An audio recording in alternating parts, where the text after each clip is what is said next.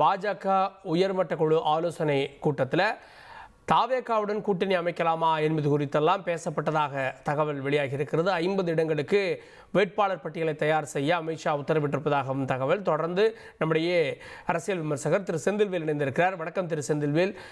தாவேகாவோடு கூட்டணி அமைக்க பாஜக விரும்புகிறது அப்படின்னு எடுத்துக்கலாமா? இதை எத்தை தின்றால் பித்தம் தெளியும் அப்படின்னு ஒரு பழமொழி உண்டு. அந்த மாதிரி பாஜகவினுடைய நிலை இன்றைக்கு இருக்கிறது. நீங்க என்மேல் அவங்க மீதி வச்சிருக்கிறது டொனால்டு ட்ரம்ப் இந்த மாதிரி இல்லாம தான். நீங்க வாய்ப்பு இருந்தால் அவங்களோட ஏதாவது கூட்டணி வைக்கலாமான்னு கூட அமித்ஷா எல்லாம் யோசிக்க கூடும். அந்த அளவிற்கு இன்றைக்கு திராவிட முன்னேற்ற கழக அரசைக்கு மாற்றாக ஏதேனும் ஒன்று பண்ணி இந்த தேர்தலில் எப்படியாவது திமுக வெற்றியை தடுத்திட வேண்டும் அப்படிங்கிறதுக்கு அவங்க ஒரு பெரிய பிரயத்தனப்படுகிறார்கள். தாவேகா பாஜக அணியில் இடம்பெறும் அப்படிங்கிற நம்பிக்கை எனக்கு இல்லை.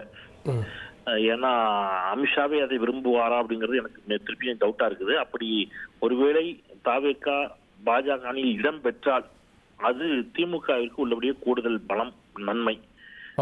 ஏன்னா சிறுபான்மை வாக்குகள் ஒன்று கூட அந்த பக்கம் போகாது. இப்ப அவருடைய செயல் திட்டம் என்பதே விஜயை வைத்து சிறுபான்மை வாக்குகளை பிரிப்பதாக இருக்கின்ற பொழுது அந்த அணியில் விஜய் இடம்பெறுவதை அமித்ஷாவே விரும்ப மாட்டார் அப்படிங்கறத என்னுடைய யூகமாக இருக்கிறது. இல்ல, அப்ப விஜய் ஒருவேளை போறாரு அப்படின்னா அவர் பக்கம் ஒரு மினிமம் ஒரு 10% அபார்ட் ஃப்ரம் சிறுபான்மையினர் ஓட்டு அப்படின்னா அது பாஜக கூட்டணிக்கு, பாஜக அதிமுக கூட்டணிக்கு போகாதா?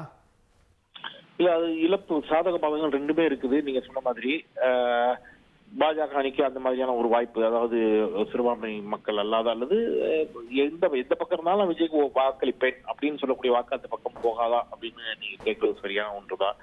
அது ரெண்டு விதமா இருக்குது. இப்ப நீங்க அவர் தனியா போட்டிருக்கின்ற பொழுது யாருடைய வாக்குகள் எல்லாம் பிரிப்பார் அப்படிங்கறதுல இன்னும் நமக்கு எந்த ஒரு தெளிவான தரவுகளும் இல்லை.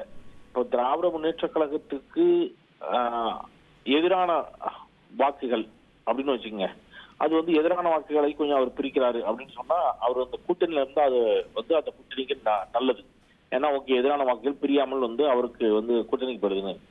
ஆதரவான வாக்குகள், ஒருவேளை திமுகவிற்கு ஆதரவான சாதகமான வாக்குகள், அதை அவரு பிரிக்கக்கூடும் அப்படின்னு சொன்னா அது என்ன மாதிரியான ஒரு இதை ஏற்படுத்தக்கூடும், சிக்கலை ஏற்படுத்தக்கூடும் அப்படிங்கிறதுல யாருக்கிட்டையும் எந்த கிளாரிட்டியும் இல்லை, தெளிவும் இல்லை.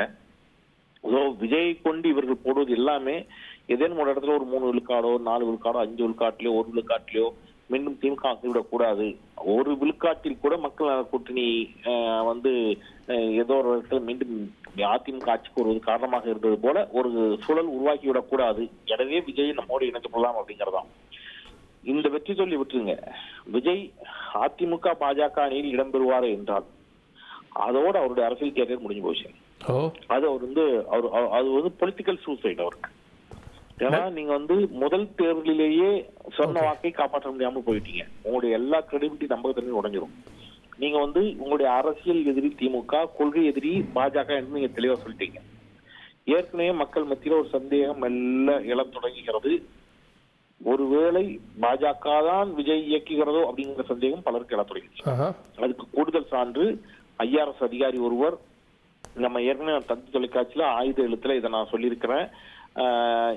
இந்த சிக்கல் எங்க ஆரம்பிச்சது அப்படின்னா அவர் நெய்வேலியிலிருந்து படப்பிடிப்பிலிருந்து வருமான வரித்துறை அதிகாரிகளால் அவருடைய கார்ல, வருமான வரித்துறை அதிகாரிகள் கார்ல அழைத்து வரப்பட்டு சென்னைக்கு அழைத்து வரப்பட்டார். நெய்வேலியிலிருந்து சென்னை வருவதற்குள்ளாக அவர் மிரட்டப்பட்டு அல்லது வேறு ஏதேனும் சிக்கல்களை சுட்டிக்காட்டி அரசியல் கட்சி தொடங்குவதற்கு அவர் படிக்கப்பட்டிருக்கலாம் அப்படின்னு ஒரு சந்தேகத்தை வெளிப்படுத்தினார். இன்றைக்கு அந்த சோதனையில் ஈடுபட்ட IRS அதிகாரி தான் இப்பொழுது பணியில் இருந்து விலகி அவருடைய கட்சியில் சேருவதாக சில செய்திகள் வருகின்றன. இப்போ ஒரு IRS அதிகாரி சேர்றாரு, அது கன்ஃபார்ம். அது அந்த சோதனையில் ஈடுபட்ட அதிகாரி என்று இன்னைக்கு சில இணைய ஊடகங்களில் செய்தி வெளியிட்டிருப்பதை நாங்கள் சுட்டிக்காட்டுறேன். சோ இப்படி இருக்கின்ற பொழுது அவர் சேர்ந்துட்டாருன்னா இந்த யூகங்கள் எல்லாமே உண்மையாயிடும். பாஜக தான் இயக்குகிறது என்பது உண்மையாகிடும். அது தாவேகாவிற்கு ஒரு பெரிய சிக்கலை கொடுக்கும். நன்றி திரு செந்தில்வேல். தாவேகா ஒரு வகையில் இணைந்தது அப்படின்னா சிறுபான்மையினர் ஓட்டு அவங்களுக்கு போகாது, அது விஜய்க்கு பொலிட்டிக்கல் சூசைட் அப்படின்ற விவரங்களை பகிர்ந்து கொண்டீர்கள். இணைந்ததற்கு நன்றி. செய்திகளை உடனுக்குடன் தெரிந்து கொள்ள உடனே சப்ஸ்கிரைப் பண்ணுங்க.